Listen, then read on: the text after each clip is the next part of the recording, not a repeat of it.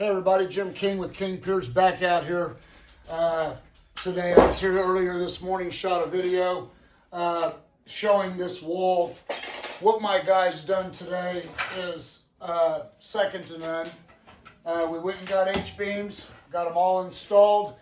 If you check how we lock our beams in, it's engineering genius. There's no reason to put angle iron and bolt it to the ceiling joist. It splits them. If they want to use angle iron so much, put a block in there, a 6x6 block. Run your angle iron here and bolt it to the block. That way you're not causing any damage to the ceiling joist. So I'm very proud of what my men have done here and putting in my system. So they've been with me a long time. So this is our A-team that done this.